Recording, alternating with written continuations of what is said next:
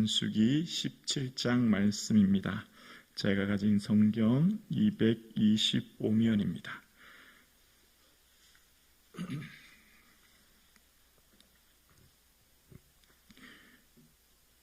오늘 나에게 주신 하나님의 말씀을 우리 함께 고백드리겠습니다. 여호와께서 모세에게 말씀하여 이르시되 너는 이스라엘 자손에게 말하여 그들 중에서 각 조상의 가문을 따라 지팡이 하나씩을 취하되 곧 그들의 조상의 가문대로 그 모든 지휘관에게서 지팡이 12를 취하고 그 사람들의 이름을 각각 그 지팡이에 쓰되 레위의 지팡이에는 아론의 이름을 쓰라. 이는 그들의 조상의 가문의 각 수령이 지팡이 하나씩 있어야 할 것임이니라. 그 지팡이를 회막 안에서 내가 너희와 만나는 곳인 증거궤 앞에 두라. 내가 택한 자의 지팡이에는 싹이 나리니 이곳으로 이스라엘 자손이 너희에게 대하여 원망하는 말을 너희 앞에서 그치게 하리라. 모세가 이스라엘 자손에게 말하매 그들의 지휘관들이 각 지파대로 지팡이 하나씩을 그에게 주었으니 그 지팡이가 모두 12이라.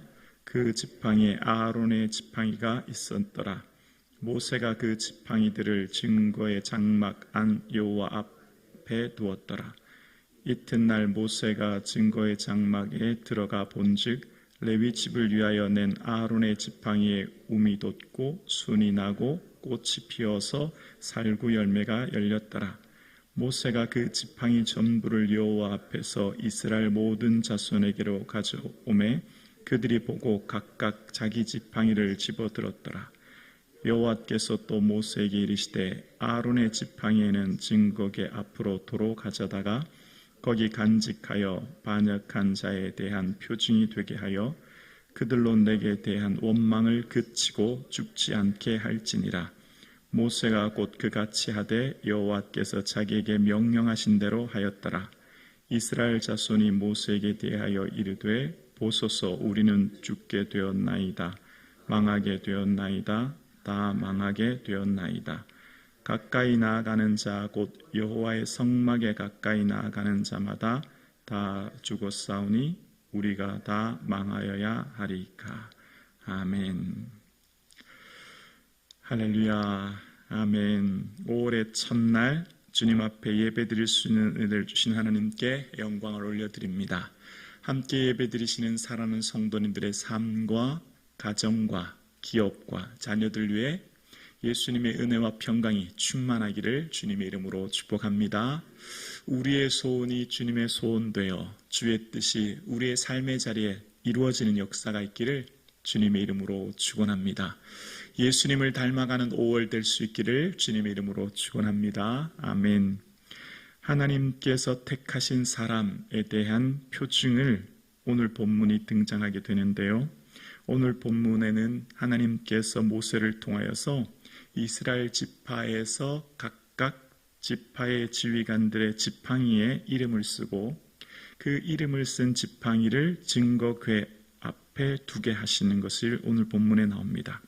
오늘 본문 2절의 지팡이라고 하는 이 히브리어는 말테라는 뜻인데요. 이것은 두 가지가 의미가 있어요. 지팡이 하나씩을 취하되라고 하는 이 지팡이의 원어가 뜻이 지파라는 뜻, 그러니까 지파, 가문, 가족 이런 지파라는 의미가 있고 또 하나는 우리가 손에 드는 마른 막대기인 지팡이라는 의미가 있거든요. 그래서 어느 지파를 선택하든 하면 그것은 하나님께서 어느 지팡이를 들든 하나님께서 그 선택한 지팡이는 하나님 선택한 지파가 된다 이런 뜻인 거죠. 이 언어 유의가 담겨져 있는 거거든요. 그래서 그렇게 하라 말씀하시면서 그 이유를 말씀하시면서 5절을 보면 5절에 내가 택한 자의 지팡이는 말테는 싹이 나리니 이곳으로 이스라엘 자손이 너희에게 대하여 원망하는 말을 내 앞에서 그치게 하리라 라고 말씀하십니다. 그러니까 하나님께 더 이상 이스라엘 자손이 원망하지 않도록 그 아론에 대해서 원망하는 이런 일들이 생기지 않도록 하기 위함이야 라고 하면서 그렇게 택한 지팡이를 증거궤 앞에 두면 어떤 일이 있게 되는가? 싹이 날 거라는 거예요. 그래서 하나님께서 실제 어떤 일이 일어나게 하셨는지 8절에 보면 이튿날 모세가 증거 장막에 들어가 본즉 레위 집을 위하여 낸 아론의 지팡이에 움이 돋고 순이 나고 꽃이 피어 살구 열매가 열렸더라라고 이야기합니다. 살구 열매는 원어는 이제 아몬드 열매인데요. 여기 보면 꽃이 피어라고 하는 이 꽃이 히브리어 찌즈라는 거예요. 이 꽃이라고 하는 단어를 이것 또한 약간의 언어 유희가 담겨져 있는데 대제사장인 아론이 여호와의 성막에 들어가서 일을 행할 때 해야 될 그 복장에 대해서 레위기 28장 36절에 보면 레위기 28장 36절에 너는 또 순금으로 뭐를 만들라고요? 패를 만들어. 이 패가 찌즈인데요. 패를 만들어 도장을 새기는 법으로 그 위에 새기되 여호와께 성결이라 하고 라고 이야기합니다. 아론이 입어야 될 그 복장 중에 순금으로 패를 만들어야 되는데 그 패에는 뭐라고 적혀 있다고요? 여호와께 성결이라고 하는 것을 적으래요. 그래서 그렇게 하면 어떻게 되냐면 출애굽기 28장 38절에 보면 이 패를 아론의 이마에 두어 그가 이스라엘 자손이 거룩하게 드리는 성물과 관련된 죄책을 담당하게 하라. 그 패, 아까 꽃이란 단어에 같은 찌즈가 아론의 이마에 늘 있으므로 그 성물을 여호와께서 받으시게 되리라 라고 이야기합니다. 아론의 이마에 여호와께 성결이라고 하는 패를 달고 있을 때 그것이 하나님께서 받으시는 성물이 된다라는 거예요. 아론에 대한 복장에 대한 이야기를 하실 때 그 패, 순금 패가 찌즈인데 오늘 본문의 언어 유희로 이 꽃 또한 찌즈라는 단어를 쓰면서 하나님께서 12지파의 각각 지팡이 하나씩에 자기 이름을 적어서 냈지 않습니까? 근데 그 중에 레위 지파에서는 지휘관이 아니라 아론의 지팡이를 내게 하셨지요. 그리고 그 아론의 지팡이를 내게 한 곳에서 움이 돋고 순이 나고 꽃이 피게 하셨고 그래서 모든 지파 그것을 가지고 나왔을 때 모든 사람들이 그것을 보면서 아론의 지파 그러니까 아론을 하나님 택하신 제사장이 되었음을 모든 사람들이 보게 하신 거예요. 또 왜 그렇게 하셨는지 10절에 또 반복해서 말씀하시는데 17장 10절에 보면 여호와께서 또 모세에게 이르시되 아론의 지팡이에는 증거궤 앞으로 도로 가져다가 거기 간직하여 반역자에 대한 표징이 되게 하여 이유가 그들로 내게 대한 원망을 그치고 죽지 않게 할지니라 라고 말씀하십니다. 이스라엘 백성들이 더 이상 이 아론에 대해서 원망하지 않도록 하나님께서 말씀하시는 것이다 라고 이야기합니다. 그래서 하나님께서 택하신 사람들의 특징은 거룩하여야 되고 그 거룩한 일을 담당하는 대제사장으로서 아론을 택하였다라고 하는 것을 이야기합니다.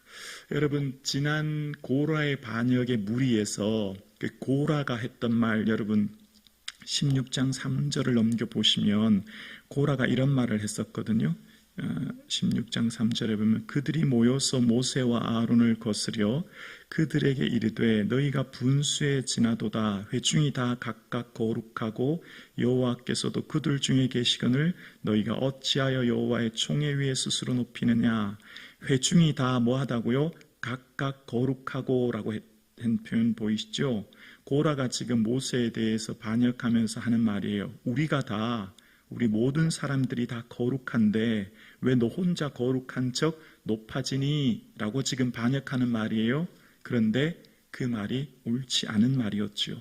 그들이 거룩하지 않았기 때문에 땅이 갈라져 죽는 모습이 등장하게 되죠. 그래서 그들이 자신의 거룩의 한계가 있기 때문에 하나님께 나아가는 자는 다 연약한 모습이 있기 때문에 자신들의 거룩의 한계가 있는 그들을 향해서 대제사장이 중보하게 함으로 그들의 삶 가운데 지난 시간 연병이 났을 때 어떻게 되었다고요? 죽은 사람, 연병으로 인해서 막 죽기 시작합니다. 그리고 이쪽에는 산 사람이 있을 때 아론이 향로를 가지고 그 중간에 섰을 때 사망이 그치게 되었다라고 하는 것을 이야기합니다. 하나님께서 그 아론을 통한 대제사장의 속죄 사역을 통해 더 이상 사망이 멈추는 역사를 말씀하고 계신 것입니다. 베드로전서 2장 9절 자막을 한번 볼까요? 베드로전서 2장 9절입니다. 함께 고백하겠습니다. 그러나 너희는 택하신 족속이요 왕같은 제사장들이요 거룩한 나라요 그의 소유가 된 백성이니 이는 너희를 어두운 데서 불러내어 그의 기이한 빛에 들어가게 하신 이의 아름다운 덕을 선포하게 하려 하심이라. 아멘. 너희는, 오늘 5월의 첫 예배를 주께 드리시는 사랑하는 성도님들은 하나님께서 택하신 사람들입니다. 하나님의 거룩한 무리입니다. 여러분은 왕같은 하나님의 제사장입니다. 여러분을 하나님의 거룩한 제사장으로 세우셨어요. 왜죠? 하나님과 사람 사이를 중보하기 위한 중보자로 세우신 거예요. 그래서 여러분이 발 디디고 있는 삶의 자리에서 사망이 멈춰지고 슬픔이 멈춰지고 고통이 멈춰지는 역사가 있게 될 줄로 믿습니다.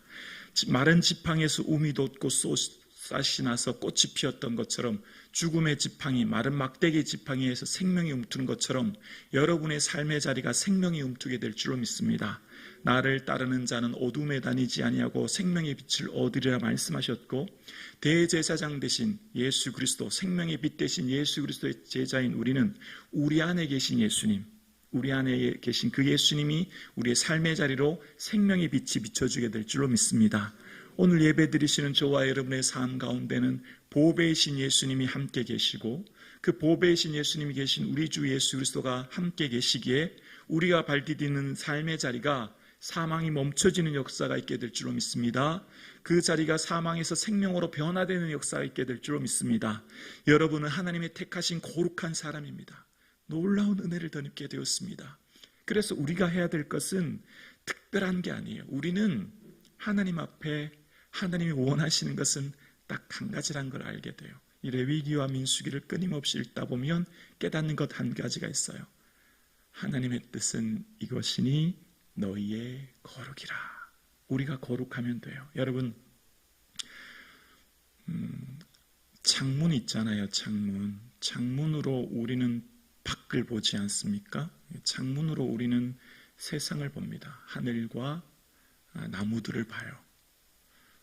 우리 안에 계신 예수님은 우리가 거룩하기만 하면 그 거룩의 빛이, 생명의 빛이 세상으로 비춰지게 되잖아요. 그런데 창문에 먼지가 묻고 때가 끼고 뿌얘지면 그 빛이 흐려지죠. 우리가 세상을 잘 보지 못하죠. 집안의 창문을 통해 밖을. 마찬가지로 우리 안에 우리는 깨끗한 창이 되기만 하면 되는 거예요. 그럼 우리 안에 있는 예수님의 생명의 빛이 세상을 향해, 온 세상을 향해 넓게 비춰지게 되죠. 그래서 우리는 끊임없이 창문을 닦기만 하면 돼요. 거룩하기만 하면 되죠. 우리 안에 있는 생명의 빛이 온 세상에 비출 것이기 때문입니다. 아멘이십니까? 우리는 하나님의 거룩한 제사장이요, 하나님 택하신 사람이요, 우리 안에 계신 예수 그리스도가 우리와 함께 계신 거예요. 그래서 우리의 삶에 걸어다니는 삶의 자리에서 나를 따르는 자는 어둠에 다니지 않고 생명의 빛을 얻으리라 말씀하셨고, 하나님께서 우리를 택하신 것은, 왕같은 제사장으로 택하신 것은 우리를 어두운 데서 불러내어서 그의 기이한 빛, 생명의 빛을 세상에 비추기 위한 것이고, 그래서 저와 여러분의 삶에 발디디고 있는 삶의 자리에서 죽음에서 생명으로, 절망에서 희망으로 삶의 모든 변화가 일어나게 될 줄로 믿습니다. 내가 하는 것이 아니라 내 안에 계신 예수님께서 그 일을 행하시는 줄로 우리는 믿습니다. 그래서 우리의 삶 가운데서는 하나님이 주신 거룩을 이루기에 몸부림치고 그 거룩한 삶을 살아낼 때 하나님께서 우리를 통해 놀라운 생명이 온 세상에 흘러넘치게 되는 역사가 있게 될 줄로 믿습니다. 하나님이 아론을 택하여서 향로를 죽은 자와 산 자 사이에 섰을 때에 죽음이 멈춰졌던 것처럼 하나님께서 우리의 삶의 자리에서 사망이 멈춰지게 되고 근심과 슬픔과 눈물이 멈춰지는 그 역사가 우리의 삶의 자리에 일어날 수 있기를 주님의 이름으로 축원합니다.